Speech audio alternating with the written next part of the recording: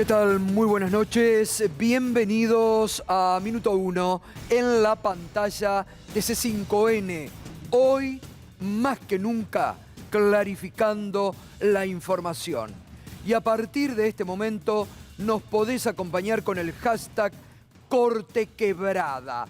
Sí, Corte Quebrada es una realidad. El máximo tribunal de justicia del país no escapa al peor momento de la justicia en la Argentina. Una corte que está quebrada interiormente, una corte que está de espaldas a la sociedad, una corte que hoy reúne la mayor intención negativa en la imagen que la sociedad tiene de la Suprema Corte de Justicia de la Nación. Una corte que está hoy cruzada por los conflictos internos, que está cruzada por las acusaciones internas. Una corte que hoy está plagada de intrigas. Es el máximo superior Tribunal de Justicia a nivel nacional. Y uno se pregunta, si la Corte está dando este ejemplo a la ciudadanía, ¿qué se puede esperar de una justicia que en los últimos años en la Argentina ha dado mucho que hablar y que realmente ha brindado muy poca justicia a la Argentina? Por suerte, no todo es lo mismo. Por suerte, hay una reacción que empieza a surgir de jueces, de fiscales, no corruptos, que empiezan a desmarcarse de la corrupción que ha marcado a la justicia pro-macrista de estos últimos años. Hoy, sin ir más lejos, se ha dado este ejemplo notorio en las calles de la ciudad de Buenos Aires, con una movilización masiva, seguramente no la vas a ver en los habituales canales comunicadores de la oposición. Pero mirá esto hoy fue producto de una reacción de adentro de la justicia, de fiscales, de jueces, de abogados que buscan una mejor justicia en la Argentina.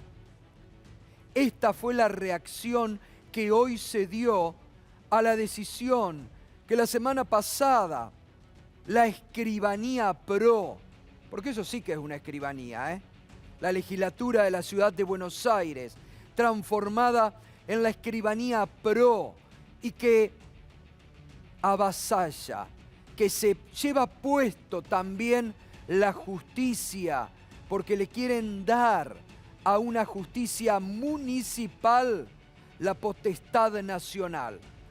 Todo para proteger a Macri. Todo para proteger a Macri. Y es importante esto que ha ocurrido hoy, una masiva movilización, reitero, de fiscales, de jueces, que empiezan a desmarcarse de lo que ha sido la corruptela de la justicia de estos últimos años. Bien por los que se animan a comenzar a movilizarse, a marchar, a poner su grito en las calles y donde hay que ponerlo para decirle: no todos somos iguales. No vamos a permitir que nos lleven puesto. No vamos a permitir que nos impongan lo que la Corte, entre otras, tendría que salir a defender y no ha defendido. Por eso estamos hablando de esta Corte quebrada, que en las últimas horas ha sumado la renuncia de la única cortesana presente, Elena Hayton de Nolasco. su entorno habla que no se iba a prestar a este fin de ciclo de la corte. Son más duros aún. En el entorno de Hayton de Nolasco hablan que la corte ha dejado de ser una corte y se ha transformado en un verdadero serpentario, cruzado por las intrigas, por las investigaciones, como la que ocurre en este momento sobre la obra social muy cuestionada de la justicia que ha administrado la corte, en poder de uno de los cortesanos, Juan Carlos Maqueda, que ahora está en la mira. Y tendrá que surgir de esa auditoría qué es lo que ha pasado también en la obra social. Como en algún momento se tendrá que explicar los famosos plazos fijos que la Corte tiene y el dinero guardados desde hace años. Fíjate vos,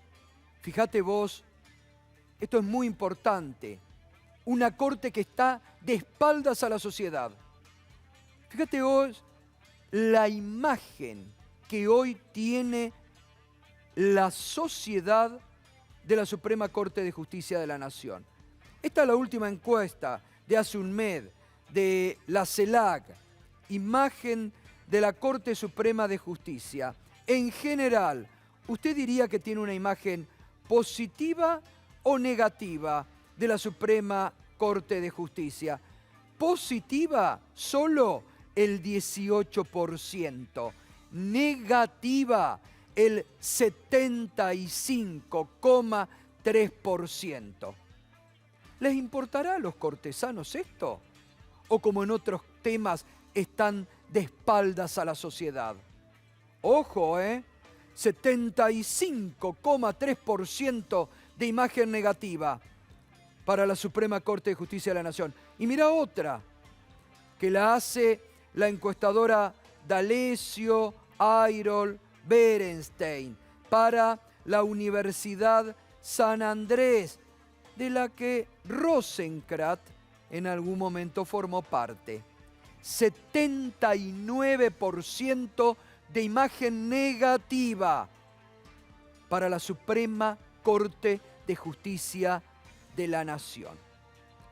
Por eso estamos hablando de una corte quebrada internamente y una corte quebrada en la confianza de la sociedad.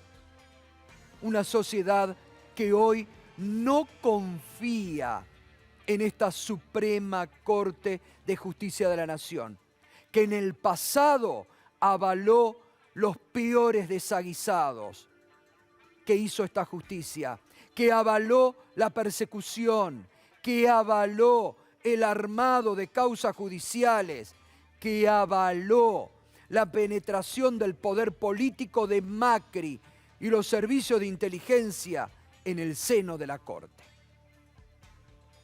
Hoy, esta mañana, estuvimos dialogando en Mañana Silvestre, en Radio 10, con la doctora Ana María Figueroa, jueza de la Cámara de Casación Federal. Entre otros temas de los que hablamos, nos referíamos a la situación actual de la Corte. El Poder Judicial, y como le decía, es uno de los tres poderes políticos. En consecuencia, lo cual no quiere decir que sea partidista, sino que es el poder político que tiene que asegurar el cumplimiento de las leyes, la Constitución, que es el programa político de Estado, donde incluye el funcionamiento de los tres poderes, la independencia y la interrelación que debe haber entre los poderes. Eso, cuando se habla de independencia, es independencia no solo de los otros dos poderes, sino independencia del poder económico, independencia de lo que puede intentar influir los medios de comunicación masiva, los poderes fácticos en realidad. El órgano de gobierno, que es el Consejo de la Magistratura, y que tiene la atribución por el 114 de la Constitución Nacional, le hacen las denuncias y se demoran meses o años, a veces directamente los expedientes se inician y se dejan transcurrir los 3 años para que luego se archiven. y eso causa muy mala impresión en la sociedad. Hay que agilizarlo, tiene que ser mucho más rápido, se tienen que tomar medidas para que se demuestre que con los jueces o con los ciudadanos comunes todos tenemos Claro. la misma vara para ser medidos. Exactamente. Y bueno, el que Ujú. no actúa conforme a las normas tiene que tener sanción. Así opinaba la doctora Ana María Figueroa de esta pésima situación por la que atraviesa hoy la justicia de nuestro país. Y también el ex juez de la Corte, el doctor Eugenio Zaffaroni, se refería a lo que pasa con la Corte en estos momentos en la Argentina. La renuncia se explica porque debe haber sido una situación muy tensa, es muy difícil, es muy desagradable trabajar en un tribunal, no cuando hay disidencias, claro, las disidencias, las diferencias, naturalmente que tienen que existir, sino cuando hay tensiones y golpes tan duros, ¿no? Entonces, prácticamente, yo no sé ni cómo se reúnen ni cómo dialogan. Queda con 4 jueces que, qué sé yo, 3 y un disidente, no sé, pero tampoco se va a votar así siempre, en todos los casos. No se sabe, porque esto es una cuestión de poder interno, ¿no? Que se armó. No veo yo cuestiones ideológicas, ¿no? No hay una cuestión ideológica que los haya separado. De modo que cómo va a funcionar esto, no sé. El riesgo es que haya 2 a 2 y haya que integrar con algún juez. Y me parece que es una crisis seria, ya terminal de la Corte, ¿no? Crisis seria y ya terminal. Es la impresión que se está dando de lo que está pasando en el máximo superior Tribunal de Justicia de la Argentina. Pero hoy también, a propósito de una tapa del diario Clarín, que sorprendió realmente. Nunca nos sorprende, ¿no? Ya no nos sorprende desde hace tiempo. Pero el presidente de la Nación, Alberto Fernández, se refirió también a la renuncia de Hayton de Nolasco y a la interpretación que el diario Clarín dio de esa renuncia. ¿Qué decía la tapa del diario Clarín hoy? Vamos primero, esto. Con la salida de Hayton, el gobierno pierde su único voto en la Corte. Esto realmente a los cortesanos, que se acuerdan que ya Clarín había anticipado quién iba a ser el presidente de la Corte, como que si Clarín hubiera definido quién era el presidente de la Corte o hubiera puesto una vez más al presidente de la Corte. Ahora, la verdad que este título debería dar un poquito de vergüenza a los actuales integrantes de la Suprema Corte de Justicia de la Nación. Y ahí el presidente produjo esta mañana el siguiente tuit. Leo la tapa del diario de hoy de la principal empresa de medios y telecomunicaciones del país diciendo que el gobierno pierde su único voto en la Corte. Estoy impactado. Si el gobierno perdió su único voto, ¿de quiénes son los 4 votos restantes? Buena pregunta del presidente. Es la pregunta que nos hacemos hoy la mayoría de los argentinos. Por eso digo, esta tapa de Clarín, el anticipo de que Rosati iba a ser el presidente como si lo hubiera puesto Clarín, y a mí me daría un poquito de vergüenza, ¿no? Sobre cómo se actúa y cómo debería actuar la Corte a partir de este momento. Pero vamos a tratar de dar respuesta a la pregunta del presidente. Vamos a ver los 4 que quedan, que cómo votaría.